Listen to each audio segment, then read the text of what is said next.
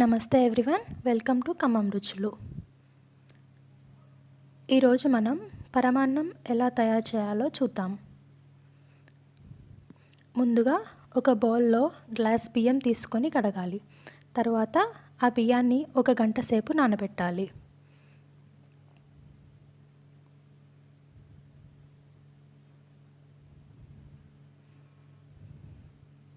ఇప్పుడు స్టవ్ వెలిగించి ఒక గిన్నెలో బియ్యం తీసుకున్న గ్లాస్తోనే 6 గ్లాసులు పాలు, 2 గ్లాసులు నీరు తీసుకొని పాలు పొంగే వరకు కాగబెట్టాలి.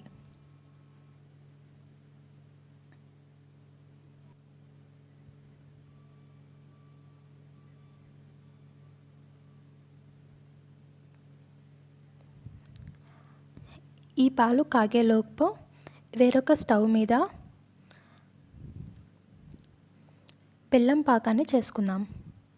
స్టవ్ వెలిగించి బియ్యం తీసుకున్న గ్లాస్తోనే గ్లాసున్నర తురిమిన బెల్లం పెట్టి పాకం వచ్చే వరకు ఉడికించాలి. పాలు పొంగు వచ్చిన తర్వాత ముందుగా నానబెట్టిన బియ్యాన్ని పాలలో వేసి ఉడికించాలి.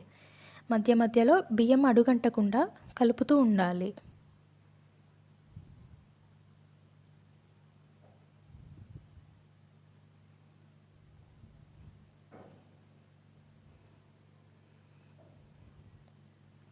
బెల్లం పాకం వచ్చిన తర్వాత స్టవ్ మీద నుండి దింపాలి.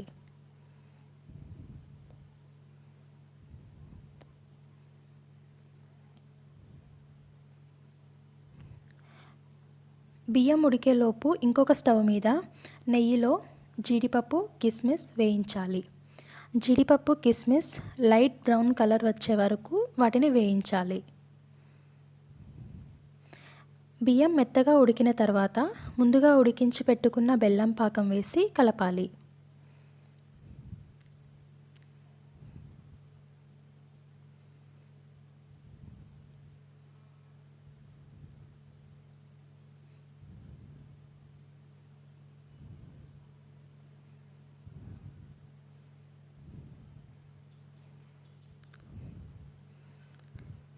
ఆ తర్వాత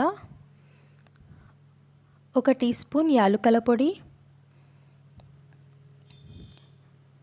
ముందుగా వేయించి పెట్టుకున్న డ్రై ఫ్రూట్స్ని వేసి కలపాలి.